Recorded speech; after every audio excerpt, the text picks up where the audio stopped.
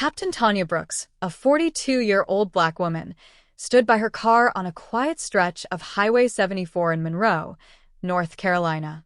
She wore her Army uniform, the insignia of her rank clear on her shoulders, her posture reflecting 2 decades of service. Tanya had been driving to Fort Bragg for a meeting with her commanding officer when the flashing lights of a patrol car signaled her to pull over.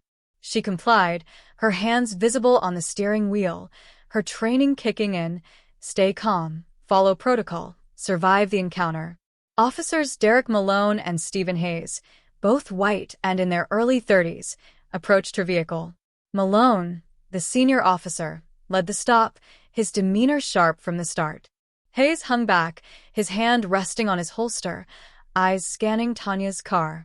The stop was based on a vague report of a suspicious vehicle matching Tanya's sedan, but the officer's body language suggested something else, suspicion rooted not in evidence, but in prejudice. Malone leaned toward Tanya's window, his tone clipped. "License and registration," he said, skipping any greeting. Tanya nodded, moving slowly to retrieve her documents. "I'm Captain Tanya Brooks, U.S. Army," she said, her voice steady. "I'm on my way to Fort Bragg." She offered her military ID alongside her license, hoping to clarify her status. Malone took the IDs, glancing at them briefly before handing them to Hayes. "Step out of the vehicle, ma'am," he said, ignoring her rank.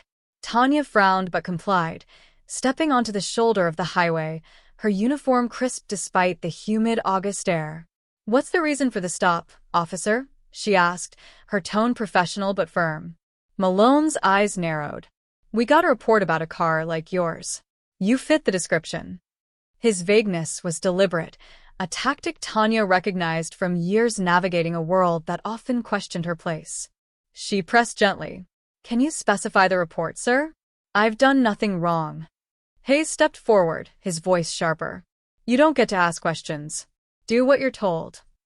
The edge in his tone, the dismissal of her authority, set Tanya's nerves on edge, but she kept her composure. She'd faced worse, combat zones, hostile interrogations, but this was different. These were officers of the law, and their bias was palpable. Malone gestured toward her car.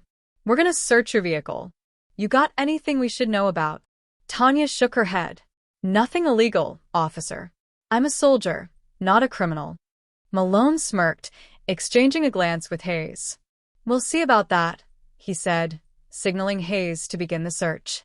The search was quick but aggressive, glove box rifled, bags unzipped, Tanya's neatly packed briefcase tossed onto the seat. Finding nothing, Malone's frustration grew. He turned back to Tanya, his voice low. "You military types think you're above the law, don't you?" The accusation, laced with racial undertones, hung heavy in the air. Tanya's jaw tightened, but she responded evenly. "I respect the law, officer. I've served this country for 20 years. I'd appreciate the same respect." Hayes scoffed, muttering something under his breath. Tanya caught the word uppity, and her stomach churned. She knew where this was headed. Malone stepped closer, his patience gone. "Turn around, hands behind your back," he ordered. Tanya blinked, stunned. "Am I under arrest?" she asked, her voice rising slightly. "What's the charge?" Malone didn't answer, grabbing her wrist and spinning her toward the car. "Resisting an officer," he said, snapping cuffs on her wrists. Hayes joined in, securing the cuffs tightly, ignoring Tanya's protests. "You're making this harder than it needs to be," he said, his tone mocking. Tanya stood tall despite the metal biting her skin. "I'm not resisting," she said, her voice firm.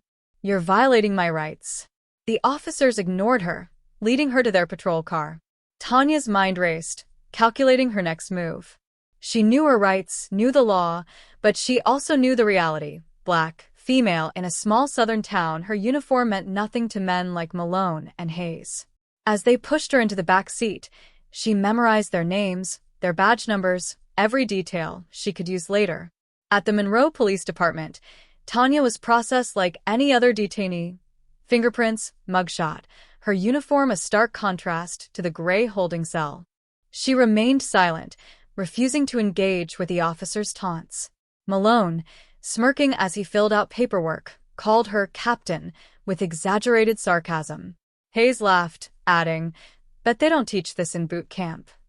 Tanya was allowed one phone call, and she knew exactly who to contact.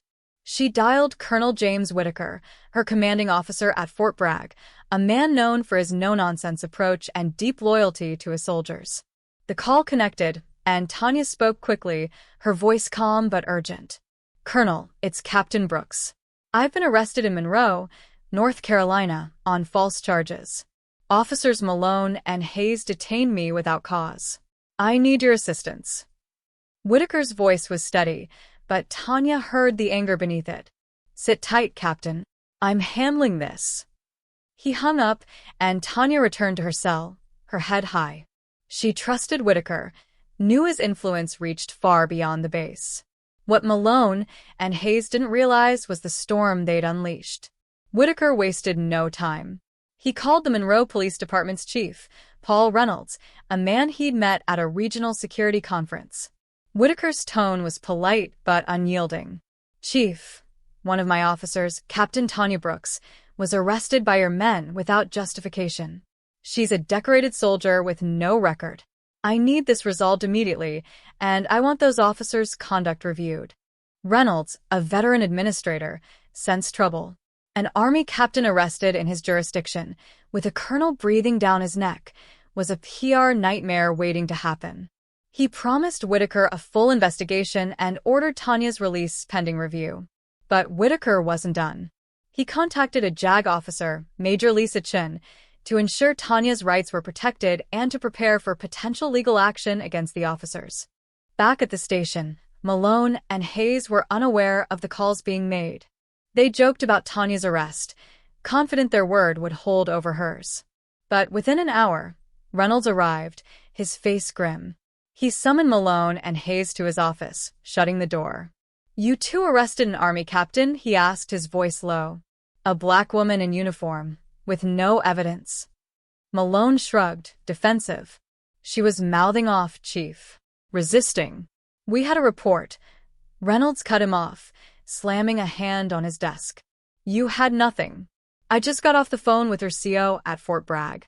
He's got JAG involved, and they're pulling your body cam footage as we speak." Hayes paled, realizing their cameras had recorded every word, every action. Malone doubled down. "She's lying, Chief. You know how they play the race card." Reynolds's eyes narrowed. "Get out of my office," he said. "You're both suspended until this is sorted. And pray that footage backs your story." Tanya was released 2 hours after her call, her cuffs removed, her belongings returned. Reynolds apologized personally, promising a thorough investigation. Tanya nodded, her expression unreadable. "I'll be in touch, Chief," she said, her voice calm but resolute. She left the station, her uniform still stained from the roadside, and drove to Fort Bragg, where Whitaker and Chin were waiting. The body cam footage, reviewed that afternoon, was damning. Malone's vague justification, Hayes's muttered slurs, the unnecessary escalation, all captured in high definition. Whitaker forwarded the footage to the state's Bureau of Investigation, requesting criminal charges for false arrest and civil rights violations. Chin began drafting a federal lawsuit against Malone, Hayes, and the department, citing racial profiling and excessive force. Malone and Hayes were formally charged within days: misdemeanor assault, false imprisonment, and official misconduct. The news broke in Monroe. The footage leaked to local media, sparking protests outside the police station. Reynolds, under pressure, announced a department-wide review of use-of-force policies and mandatory bias training. Malone and Hayes were fired, their pensions at risk, their reputations destroyed. Tanya returned to duty, her focus on her soldiers, but she cooperated with Chen's lawsuit. The case settled for an undisclosed sum, with funds directed to community programs for minority youth. Tanya spoke at a town hall, her voice steady, urging reform. "I wore my country's uniform," she said. "That should have been enough." The officers' lives unraveled. Malone moved out of state, unable to find work. Hayes faced divorce and debt. Tanya, meanwhile, was promoted to major, her service honored. Her one call had exposed a system's flaws and held 2 men accountable, proving her strength wasn't just in her rank, but in her resolve.